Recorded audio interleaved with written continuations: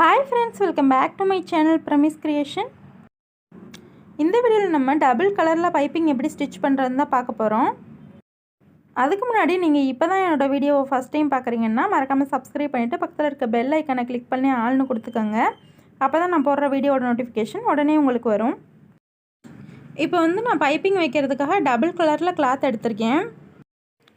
இந்த கிளாத் வந்து 1.5 இன்ச்சு அகலமும் 19 இன்ச்சு நீளமும் வர்ற மாதிரி கிளாத் வந்து எடுத்திருக்கேன்.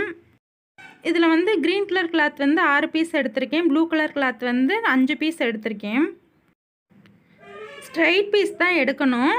பைப்பிங் வைக்கணுங்கிறதுக்காக கிராஸ் பீஸ் எடுத்துடாதீங்க. இப்போ வந்து நம்ம ஸ்ட்ரைட் பீஸ் தான் எடுக்கணும்.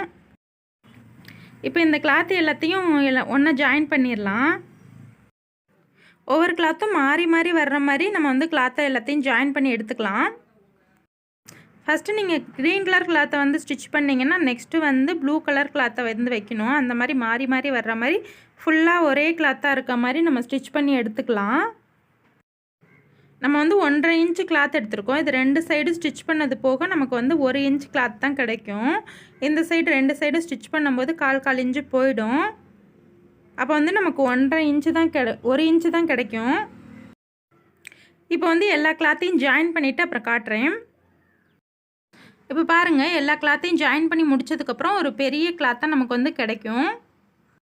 இது வந்து தனித்தனி பீஸாக நம்ம ஜாயின் பண்ணியிருக்கிறதுனால சுருக்கமாக இருக்கும். நம்ம இதை வந்து அயன் பண்ணி எடுத்துக்கலாம்.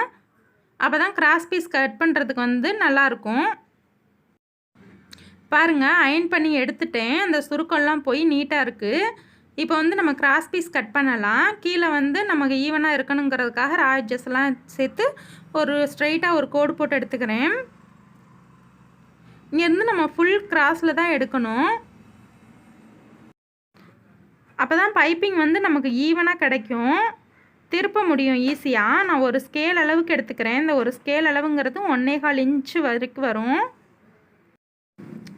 நீங்கள் இப்போ தான் ஃபஸ்ட் டைம் பைப்பிங் வைக்கிறேன்னா 1.5 இன்ச்சு கூட எடுத்துக்கலாம். நமக்கு தேவையான அளவுக்கு மார்க் பண்ணி எடுத்துக்கலாம். இப்போ வந்து மார்க் பண்ணதெல்லாம் நம்ம கட் பண்ணி எடுத்துடலாம். நம்ம ஃபஸ்ட்டு கிளாத் தனித்தனியாக எடுக்கும்போதே நேர் பீஸில் தான் எடுக்கணும். கிராஸ் பீஸ் எடுத்தோம்னா இப்போ வந்து நமக்கு கிராஸ் பீஸ் வந்து வராது, ஸ்ட்ரைட்டாக வர்ற மாதிரி இருக்கும். அதனால தான் ஃபஸ்ட்டு எடுக்கும்போது நம்ம நேர் பீஸ் எடுத்துக்கணும். இப்போ வந்து எல்லாத்தையும் கட் பண்ணி முடிச்சாச்சு. நம்ம இப்போ வந்து ஜாயின் பண்ணிக்கலாம். பைப்பிங்க்கு வந்து எப்போவுமே கிராஸில் தான் ஜாயின் பண்ணணும், நேராக வந்து ஜாயின் பண்ணக்கூடாது.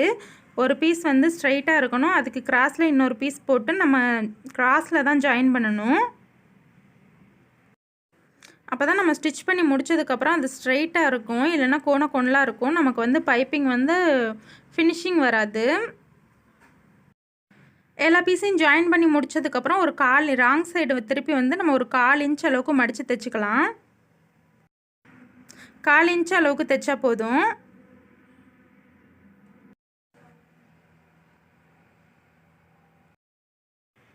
பாருங்கள், நம்ம ஃபுல்லாக 1/4 இன்ச் அளவுக்கு மடித்து தைச்சாச்சு. இப்போ பைப்பிங்க்கு வந்து ஸ்டார்ட் பண்ணிடலாம்.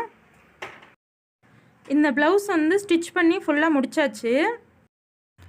நீங்கள் வந்து நெக்லைனை வந்து ஃபினிஷ் பண்ணாமல் கூட பைப்பிங் வைக்கலாம். இதில் வந்து நான் அடித்து திருப்பி நெக்லைன்லாம் ஃபினிஷ் பண்ணிட்டேன். இப்போ வந்து நம்ம பைப்பிங் வைக்க ஸ்டார்ட் பண்ணிடலாம். ஃப்ரண்ட் சைட்லேருந்து ஸ்டார்ட் பண்ணி பேக்கில் வந்து ஃபினிஷ் பண்ணிவிட்டு நம்ம இன்னொரு சைடு ஃப்ரண்ட் சைடு வந்து முடிக்கணும். ப்ளவுஸுக்கு மேலே இந்த பீஸை வச்சு நம்ம கரெக்டாக அந்த படிமான தையல் போட்டதுக்கு மேலேயே போடணும். அப்போ தான் பைப்பிங்கை திருப்பும்போது வந்து நமக்கு ஃபினிஷிங்காக இருக்கும். நீங்கள் உள்ளே தள்ளி தைச்சிட்டிங்கன்னா அப்புறம் திருப்பும்போது திருப்ப வராது, கஷ்டமாக இருக்கும், தேத்திரியாக இருக்க மாதிரி இருக்கும். நமக்கு அவ்வளோவா உருண்டையாக பைப்பிங் வந்து அவ்வளோ ஃபினிஷிங்காக வராது. ப்ளவுஸில் ஃபஸ்ட்டு போட்டிருப்போம்ல ஒரு படிமான தையல், அதுக்கு மேலேயே வச்சு இந்த பீஸை வச்சு நம்ம அப்படியே ஸ்டிச் பண்ணணும். பாருங்கள், ஃபுல்லாக நான் ஸ்டிச் பண்ணிவிட்டு காமிக்கிறேன். முடிக்கும்போது எக்ஸ்ட்ரா இருக்க கிளாத்தை கட் பண்ணிவிட்டு மடித்து பேக் ஸ்டிச் போட்டு எடுத்துக்கலாம்.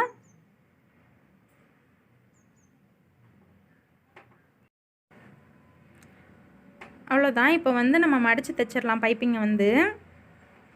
பாருங்கள், ஈஸியாக மடிக்க வரும்.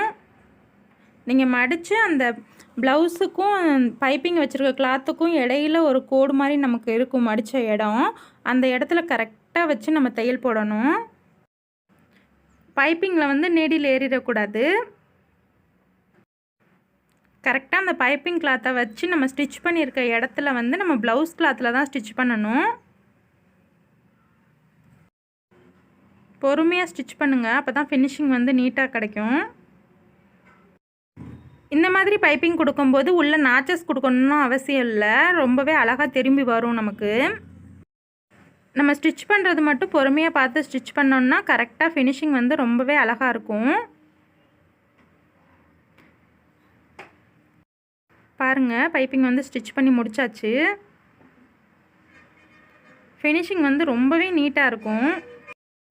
ஆரி ஒர்க்லாம் டபுள் கலர் கொடுக்கும்போது ரொம்பவே அழகாக இருக்கும். அதே மாதிரி டபுள் கலரில் பைப்பிங் கொடுத்தாலும் ரொம்பவே அழகாக இருக்கும். நீங்கள் கண்டிப்பாக ட்ரை பண்ணி பாருங்கள், ரொம்பவே அழகாக இருக்கும். உங்களுக்கு இந்த வீடியோ பிடிச்சிருந்தால் லைக் பண்ணுங்கள், ஷேர் பண்ணுங்கள், கமெண்ட் பண்ணுங்கள். மறக்காமல் சப்ஸ்கிரைப் பண்ணிவிட்டு பக்கத்தில் இருக்க பெல் ஐக்கானை கிளிக் பண்ணுங்கள். Thank you friends.